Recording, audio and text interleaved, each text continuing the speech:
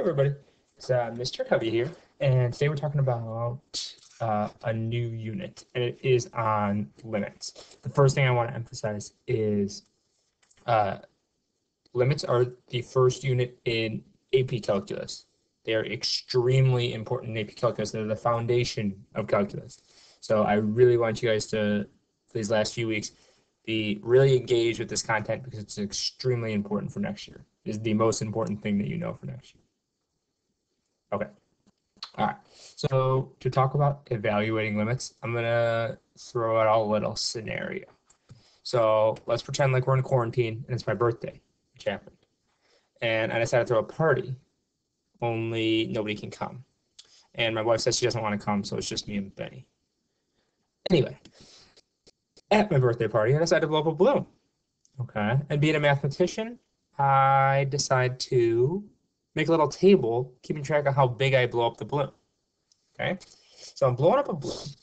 And on the top, I'm going to keep track of like the amount of time I spent blowing up the balloon. Okay. On the bottom, I'm going to keep track of, let's say, like the radius of the balloon in inches or something like that. How big the balloon is. Don't worry about whatever we're measuring. I'm going to say radius in inches. Okay. So before I start blowing it up, it's obviously like completely deflated. And I start blowing it up. And after 1 second, it's 4 inches in radius. After 2 seconds, it was 6 inches. After 3 seconds, it was 9 inches.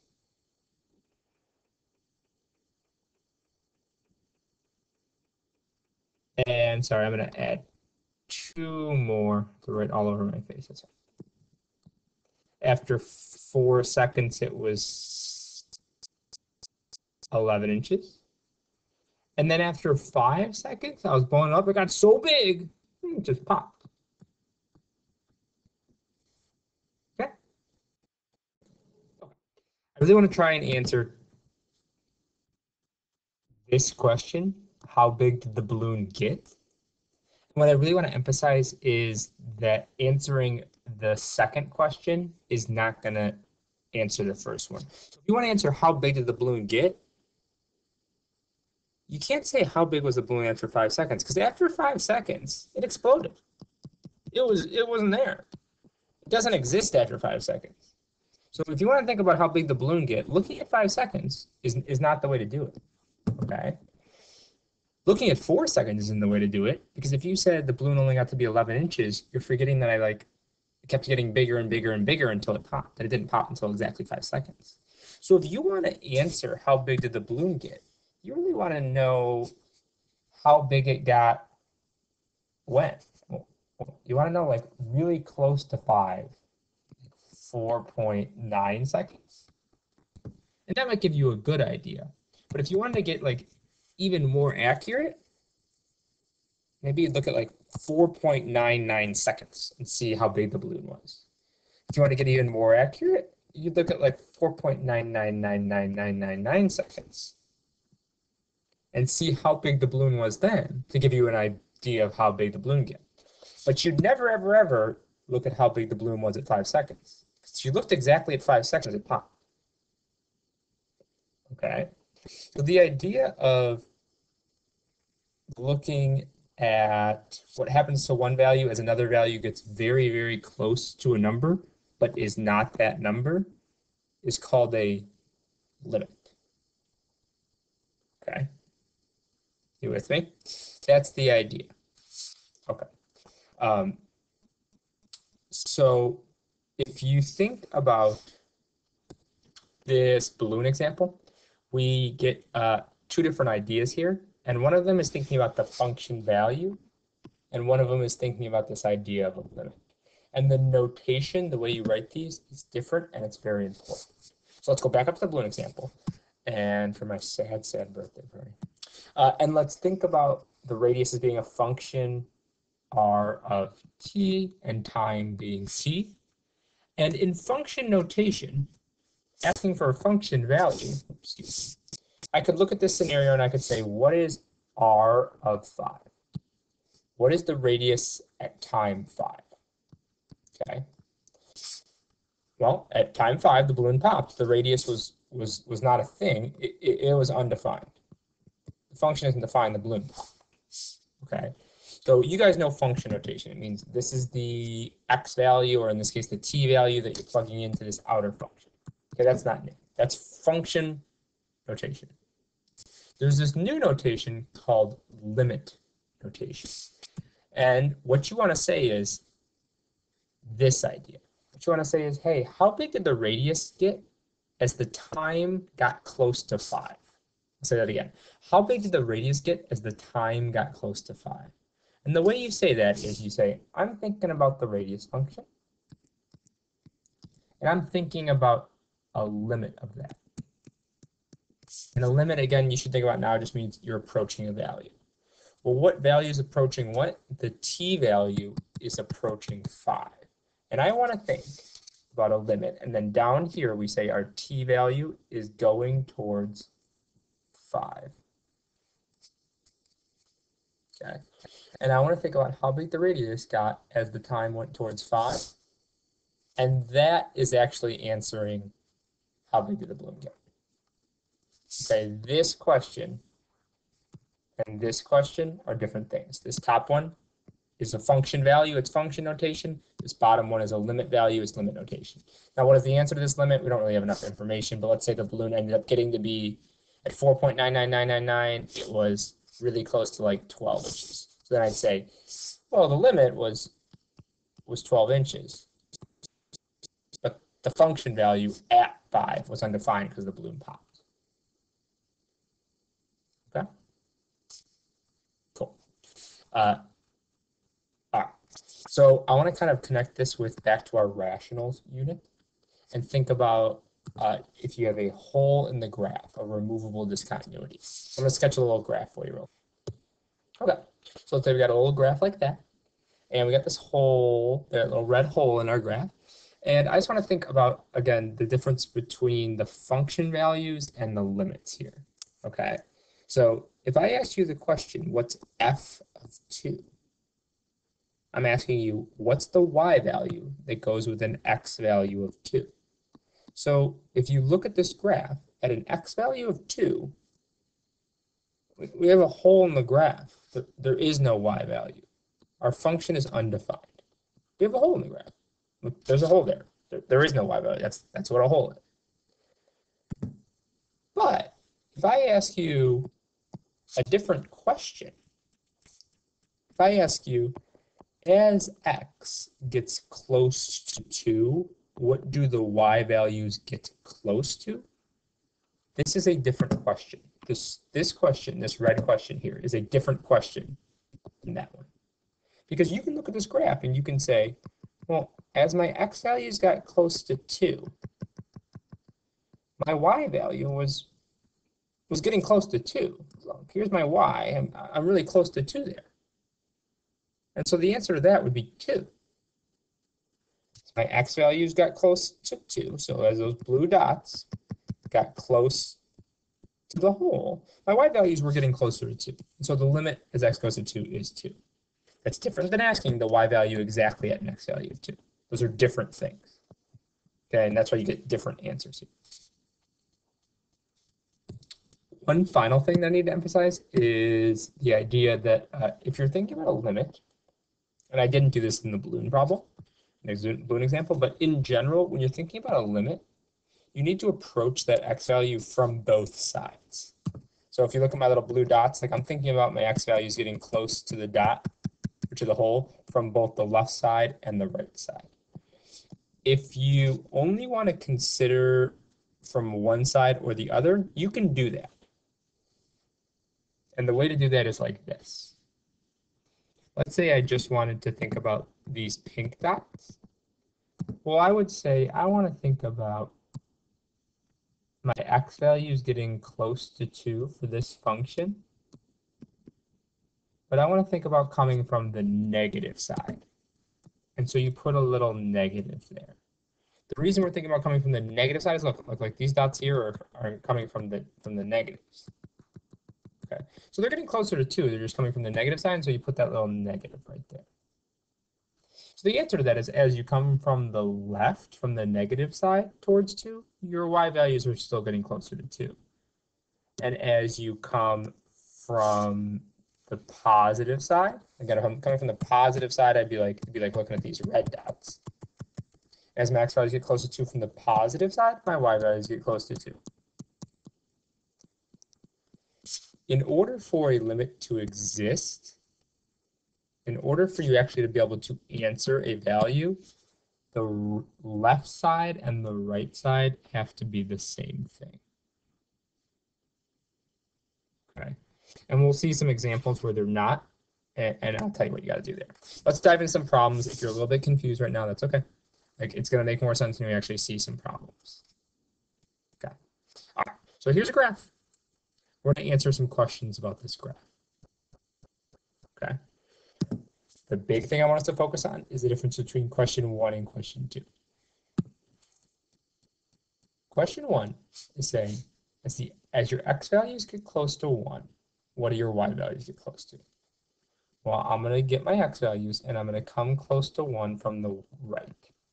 I'm going to get my x values, and I'm going to come close to 1 from the left. And what are my y values getting close to in both cases? The y's are getting close to 1. And since from the left and from the right, they're both getting close to 1, my answer is 1. Okay. It's a different question than question 2. Question 2 is saying, what is the y value at 1? At an x value of 1, if I look at this thing down here, this is telling me the y value. There's a hole there. The function's not up here. There's a hole there. They filled in the hole. They filled in the hole in the wrong place, kind of. That happens all the time. Calculus.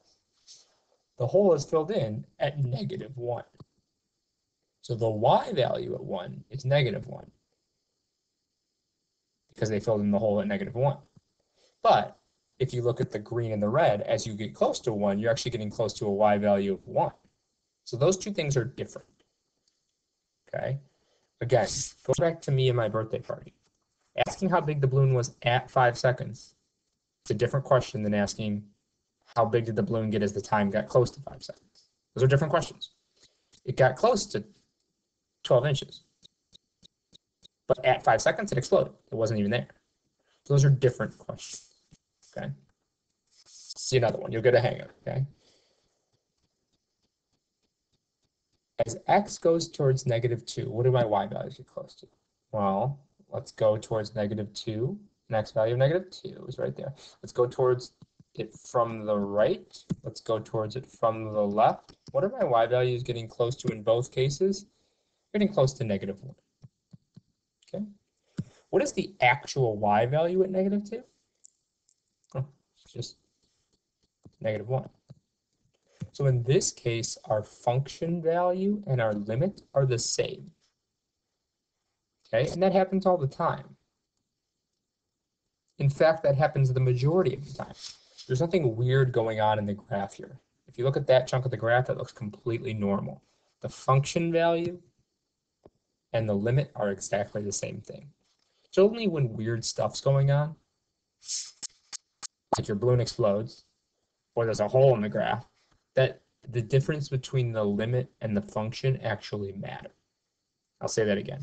It's only when weird stuff is going on in the graph that the difference between this idea of a limit and the function value are actually different things. Normally, if you have a normal, smooth, nice graph, like the yellow circle there, at -2, those things mean the same thing. What are you getting close to and what are you at? Those mean the same thing. It's only when something weird is going on that those are different. Okay. What happens as I get close to 5? An x value of 5? Well, from the left, I'm getting close to 3. From the right, I'm getting close to a y value of 3. So the limit is 3. Exactly at 5, though? Where is the dot filled in?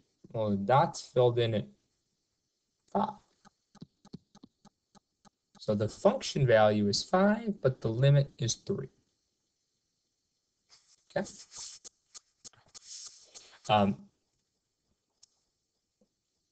Cool. Let's do this together still, because I know this is confusing.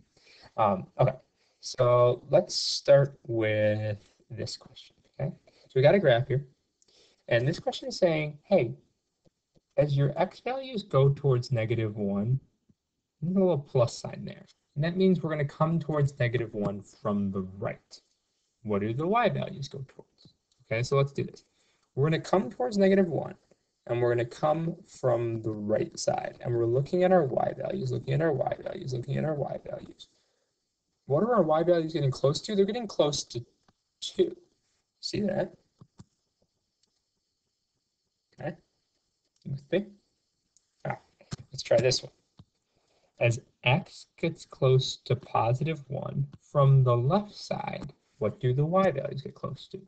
Okay, so let's get our x values close to 1, but let's come from the left side and approaching it from the negative side, from the left side. What are our y values getting close to? They're getting close to 2. Okay, let's try a few more of these. As x goes towards -3, what do our y values get close to? Notice there's no plus or minus there. That means we need to look at the plus and the minus and make sure they're the same. Okay, so as I go towards -3 from the right, I'm getting close to 3. As I go towards -3 from the left, I'm getting close to 3. So my limit overall is 3. What happens as x goes towards 3? As x goes towards 3 from the left, I'm getting close to -2. From the right, I'm getting close to -2. So overall, my limit is -2. Let's try this one. As x goes towards 1, from the left, from the right, they're both going towards 2. As x goes towards 0, from the left and from the right, they're both going towards 3. I want to add a couple questions here that are going to be important. So we already answered as x goes towards -1 from the left. From the right, we're getting close to 2. Now I want to look at as x goes towards -1 from the negative side. So as our x values get closer to -1 from the negative side, we're getting closer to a y value of 1.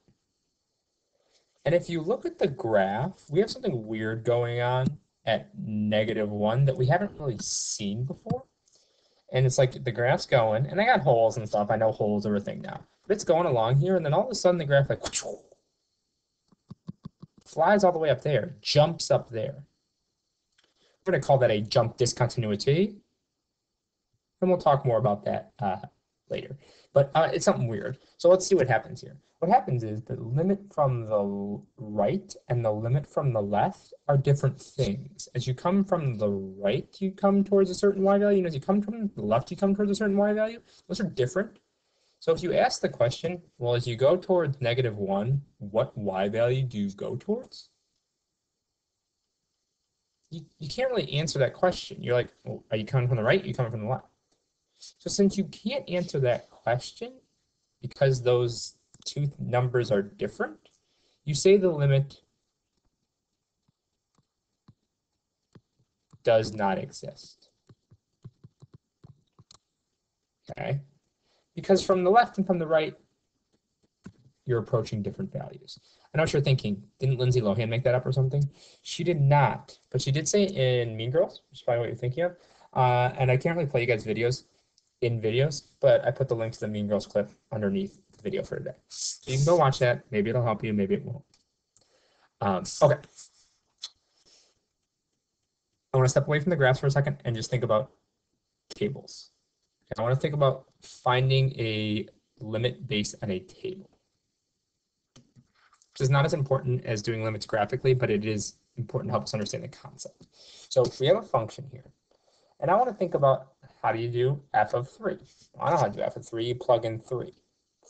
3 squared minus 3 minus 6 divided by 3 minus 3. Math, math, math.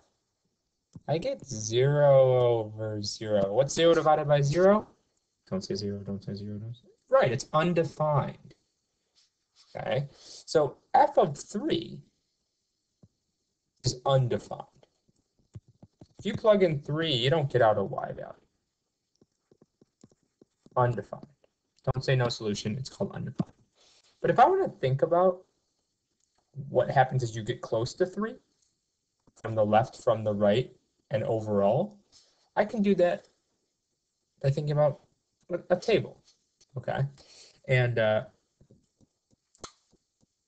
there's an easy way to do this, and that's just to pick x values close to 3. So if I want to come towards 3 from the left, I'm going to pick like maybe 2.9, and then maybe I'm going to pick 2.99, and I could do another one, 2.999, and I could see what y value I'm getting close to. And likewise, if I want to come from the left, I could pick like 3.1, and what's even closer, like 3.01, and I can take my equation here. And I want to show you guys something on the calculator real quick.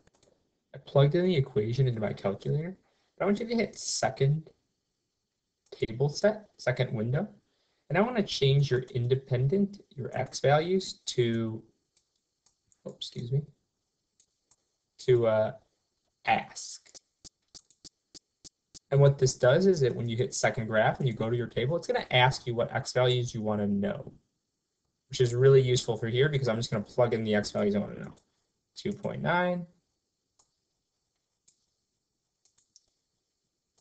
2.99, 3.1, oh, I should put 3.01 and 3.1. Oops. Sorry.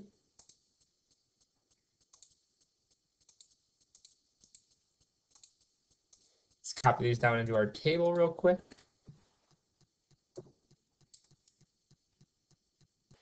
What you can see here is as your x values get close to 3 from the left side, we're getting closer to a y value of 5. 4.9, 4.9, we're getting closer to 5. As you get towards 3 from the right side, 5.1, 5.01, 4.0001, we're getting closer to 5 as well. So overall, as your x values get closer to 3, your y values are getting closer to 5. Because those two things are the same, we can say overall the limit is 5.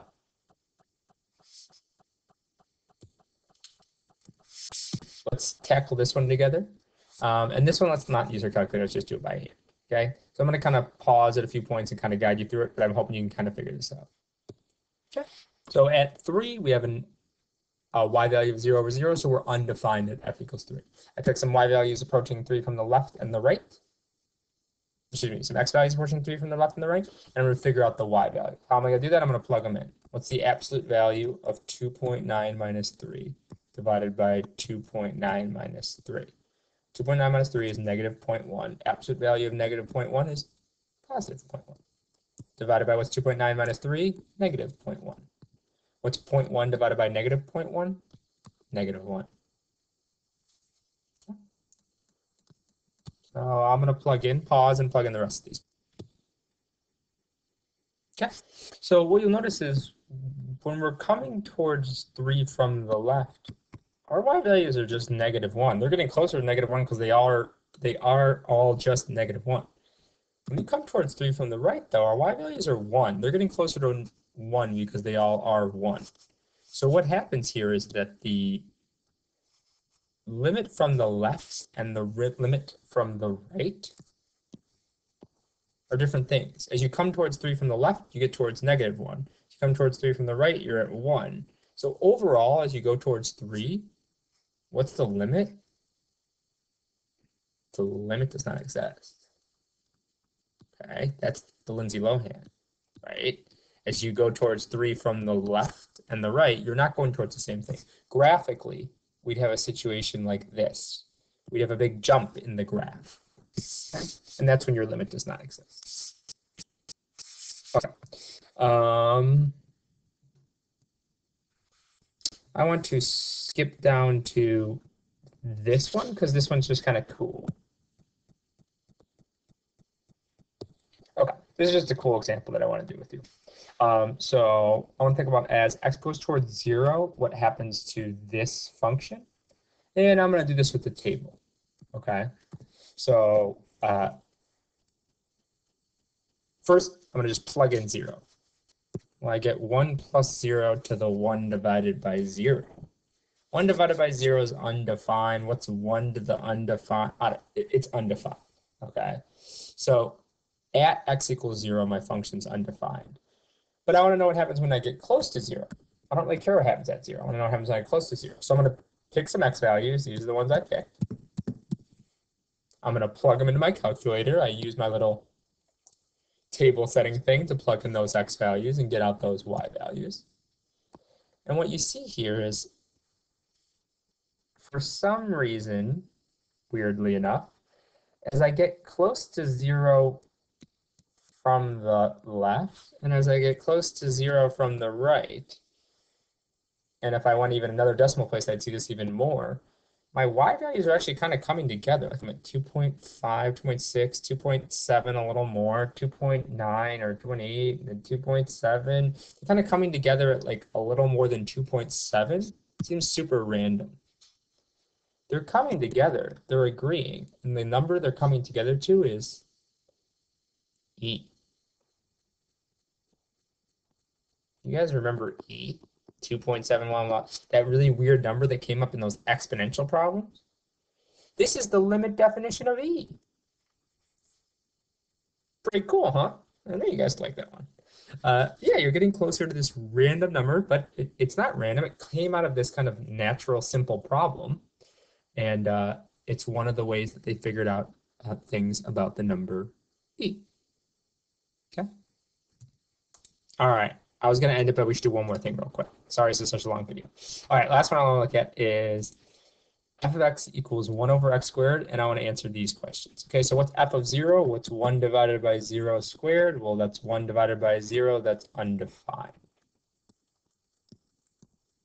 Okay, so at an x value of 0, my function's undefined. Let's think about what happens as I get close to 0, though. So I'm going to pick x values on either side, the left side and the right side, that are getting close to 0. Okay. Okay, so if you plug in these x values, you get, excuse me, you get 100. You plug in negative 0.1 because we're dividing by a really small number, and then you get 100,000. If you plug in negative 0.0001, you get something even bigger. And if you come from the right side, you get 100, and you get 100,000. If you plug in something even closer, you get something even bigger and bigger and bigger. So what's happening here is the y values aren't both approaching the same number. They're just both getting bigger and bigger and bigger. And so if you're asked what x value or what y value you're getting close to, in this case, you can just describe it by saying your y values are getting bigger and bigger and bigger. And the way to describe that is to say they're getting closer and closer and closer to infinity. Same with from the right side, and since the right side and the left side agree, we could say overall that the x values or the y values are getting closer to infinity as the x values get closer to 0. If you're confused by this last example, we're going to talk more about infinity. Don't worry about that. Okay. The most important thing I need you to take out of this is the graphs, and you guys need to be able to do problems like this. Okay. You have some practice I want you to do now. So if you flip to the next page in this thing, there are 3 practice problems with evaluating limits graphically. I want you to do those 3 problems. And then there's a Schoology assignment for you guys to do. Okay, that's it. Thanks for watching.